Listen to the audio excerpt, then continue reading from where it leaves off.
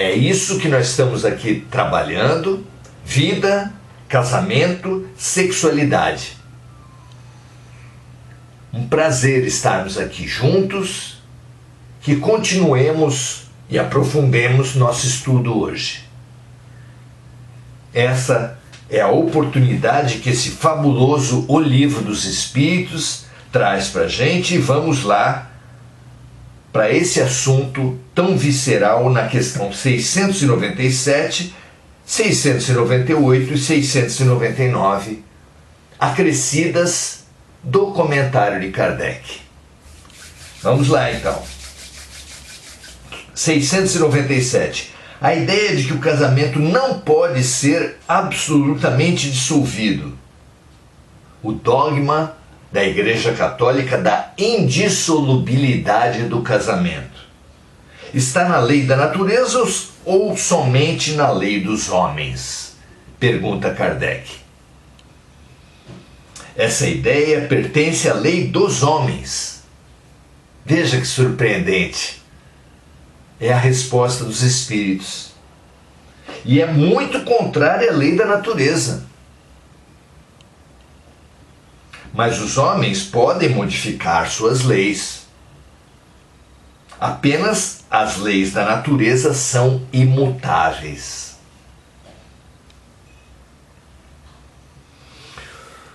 Tanta gente foi massacrada por esse dogma, ainda é hoje, porque a ideia ainda está profunda na mente humana, nas crenças humanas. É um erro perante Deus, é um pecado grave desfazer um casamento. Por causa disso, relações infelizes, torturantes, opressoras foram mantidas durante muito tempo, quase sempre em prejuízo à mulher.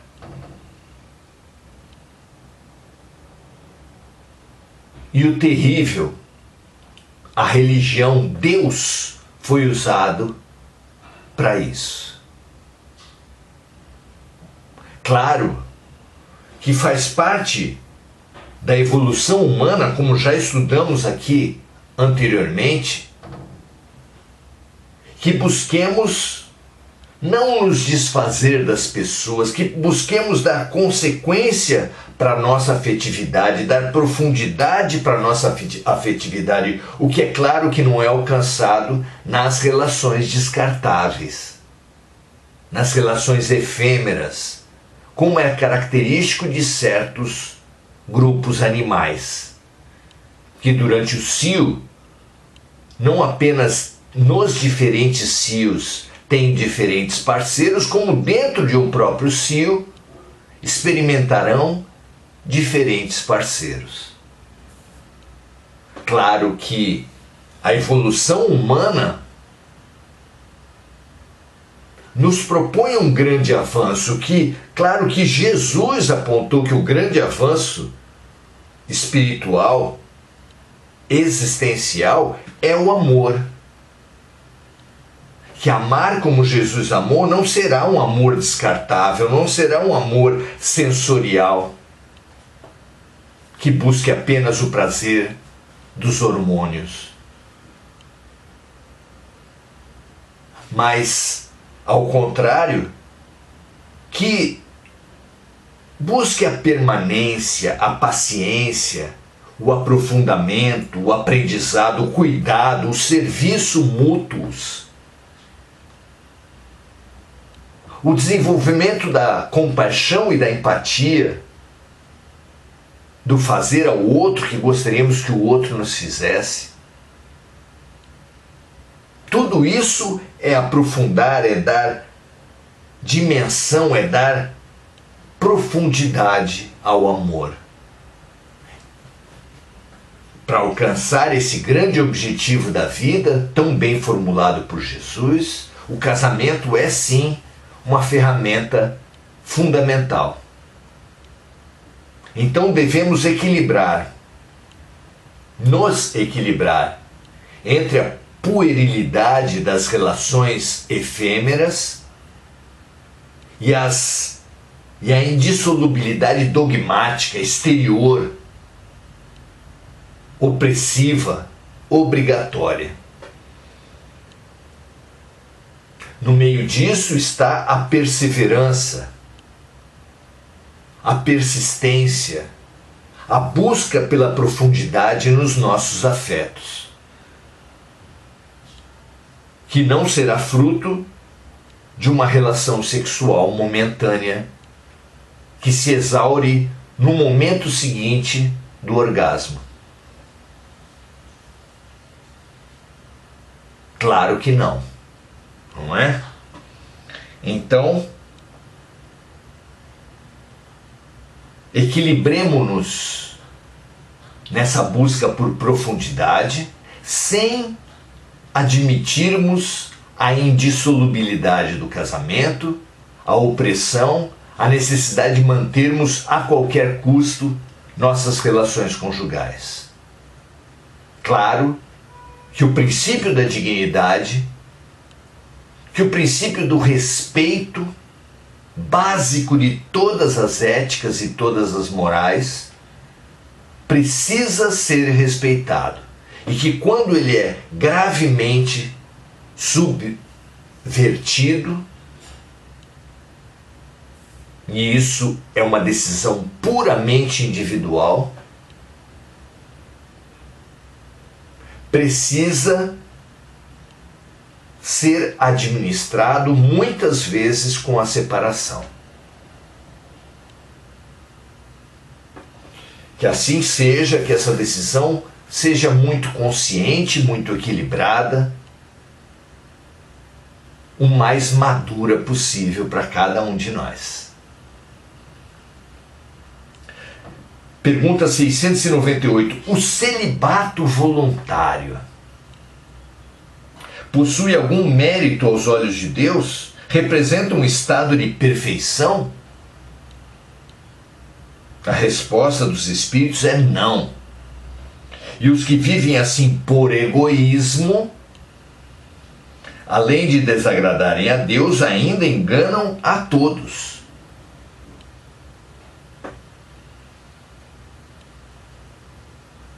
Os diferentes monges celibatários, os virtuosos, aqueles que se pretendem apresentar à sociedade como grandemente elevados, muitas vezes apelam para essa ideia do celibato, que é a abstinência das relações sexuais, que é manter-se solteiro, não se casar. Mas será isso um sinal de perfeição? Os espíritos dizem que não. E os que vivem assim por egoísmo, além de desagradarem a Deus, ainda enganam a todos, a si mesmos, muitas vezes, e a muitos dos que estão à sua volta. Questão 699. O celibato voluntário não pode ser considerado um sacrifício a que alguns se submetem com a finalidade de se dedicarem mais inteiramente em servir a humanidade? E a resposta é assim: sacrificar-se para servir a humanidade é muito diferente. Eu disse, respondem os espíritos, por egoísmo. Por egoísmo. Todo sacrifício pessoal possui mérito quando é feito para o bem geral. Quanto maior for o sacrifício visando o bem alheio, maior será o mérito. E aí vem o comentário de Kardec. Deus não pode entrar na contradição nem achar ruim o que ele mesmo fez. Assim não pode haver mérito na violação da sua lei. Crescei e multiplicai-vos, disse Deus. Como a ferramenta de multiplicação da humanidade é o sexo, demonizar o sexo, abominar o sexo, abster-se do sexo por egoísmo, a título de arrogar uma virtude superior, é uma profanação, desagrada a Deus e engana a todos. Continua Kardec, mas se o celibato por si mesmo não constitui nenhum mérito aos olhos de Deus, o mesmo não se pode dizer daquele que renuncia às alegrias do convívio familiar para se sacrificar em favor da humanidade. Esse possui um valor imenso. Olha que distância entre a hipocrisia, a mentira e o sacrifício pela coletividade. O nenhum mérito ao valor imenso. Não é? E termina Kardec dizendo assim: todo sacrifício pessoal visando o bem e sem o disfarce do egoísmo eleva o homem acima de sua condição material.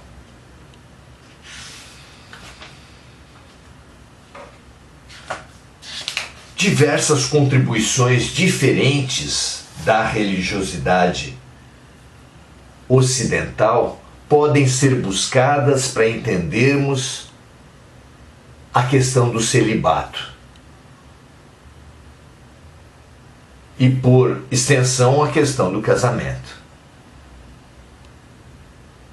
Então, o ponto alto da vida humana é trabalhar quando o indivíduo, quando a criatura trabalha em cocriação com Deus, com o Criador. E isso se faz, entre outros momentos, pela geração de filhos. Se faz também pela geração da arte, pela criação, pela criatividade, no bem, para o bem coletivo. Esse é um dos pontos altos, talvez um ponto máximo da elevação da luz na vida de uma criatura. Então o casamento é uma instituição nobre. Quando gera filhos, é uma ferramenta fundamental, tanto para o aprofundamento na relação conjugal, quanto para o aprofundamento do amor na relação pais e filhos. Nem por causa disso deve ser motivo de opressão, com essas ideias de indissolubilidade que fizeram gerações aceitarem a opressão, aceitarem o desrespeito, aceitarem a exploração por causa de uma tese puramente humana. Claro que não. Mas essa abstinência do sexo, ela pode ter alguma coisa de nobre? Estude a vida, meus amigos. Vejam como mulheres atletas de altíssimo rendimento chegam a não menstruar. Estudem a perspectiva de pessoas em alto momento de criação, por exemplo, na arte, como esquecem-se do próprio corpo, até mesmo de comer. Estude os chakras e a Kundalini na perspectiva do hinduísmo, na perspectiva da yoga, e você saberá que nós temos uma energia básica e que a sublimação dessa energia básica é uma das ferramentas fundamentais de qualquer realização humana. A mesma coisa, com outras palavras, que nos trouxe Freud ao falar da energia sexual como energia primária, básica de toda criatura humana. Que nos cabe essa sublimação, esse direcionamento da energia sexual para todas as realizações de trabalho, de arte e do sexo e da reprodução, como ferramentas de realização. Então, tudo isso converge. A observação direta, o hinduísmo, a yoga, o yoga,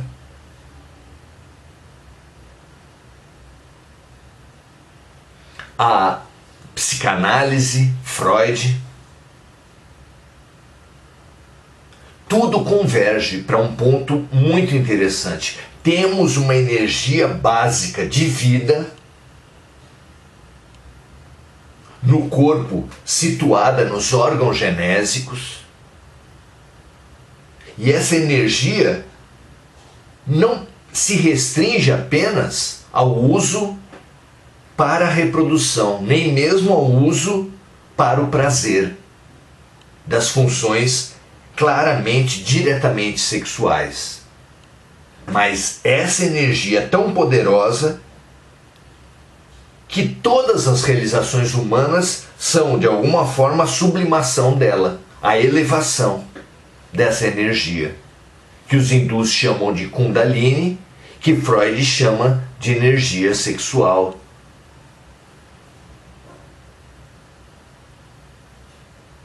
Então, estudarmos, analisarmos, descobrirmos formas de sublimação da energia sexual, do chakra básico,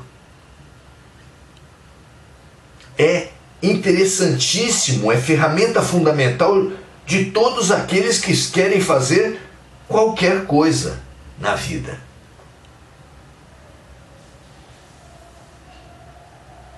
Especialmente, ponto alto da sublimação da energia da Kundalini, da energia sexual, o êxtase, a relação, a realização espiritual do ser.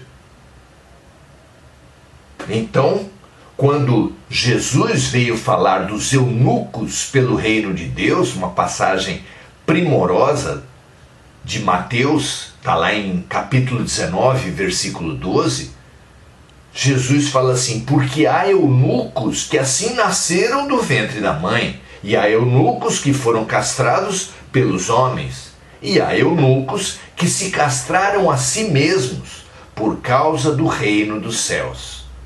Quem pode receber isso, receba-o. Como entender isso? Em primeiro lugar, entender o que é o eunuco. O eunuco era um alto funcionário dos reis árabes que tinham haréns. Entre suas altas atribuições estava o zelo pelo harém do rei. E para o rei confiar em um homem, a um homem os cuidados com as suas mulheres, com as suas esposas, o hábito daquela época era a castração.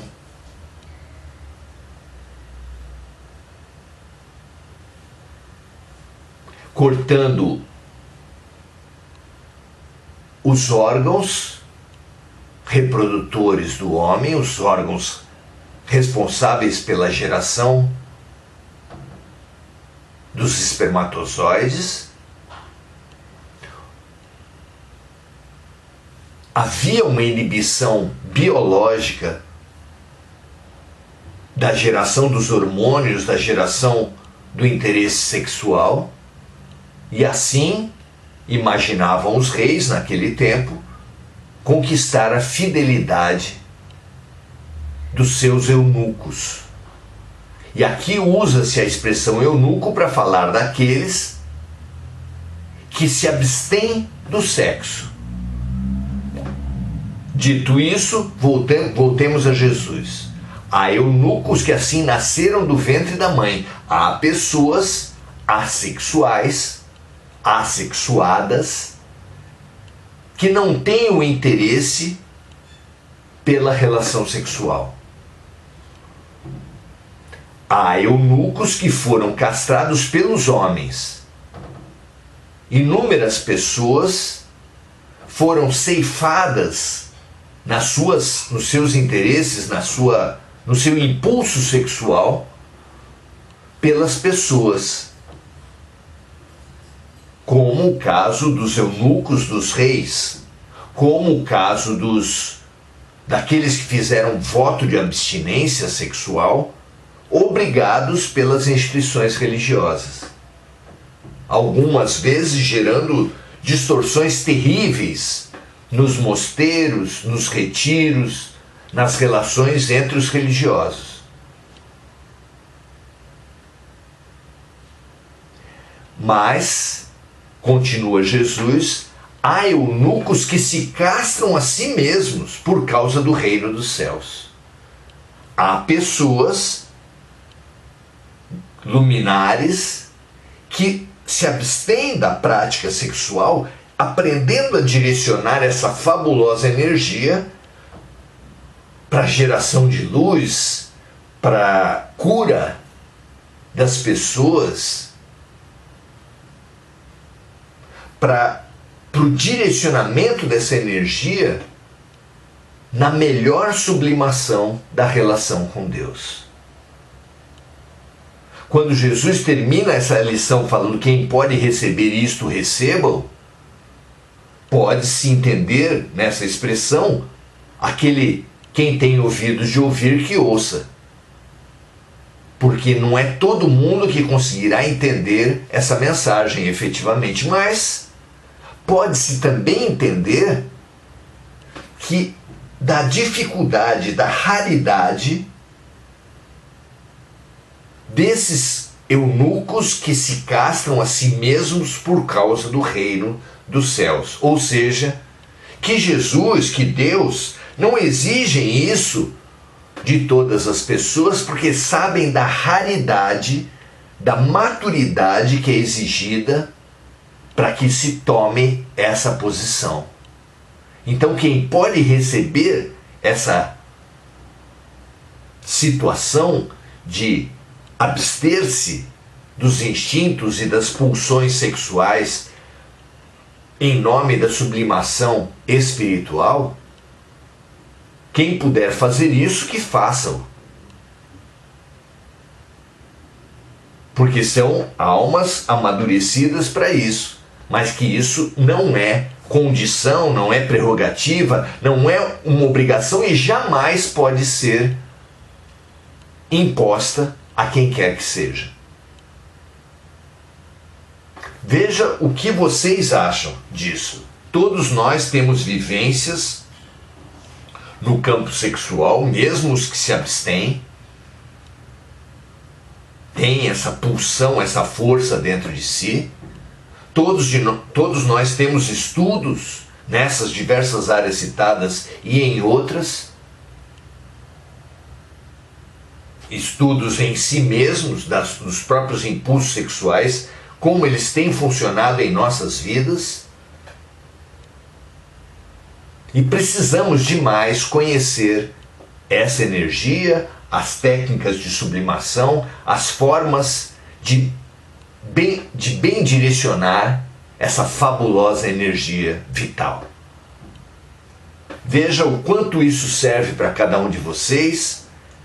Aprendamos essa fabulosa questão, que sirva para vocês como serve para mim esses estudos todos. Marco Aurélio Trindade: se for com amor, toda forma de amor valerá.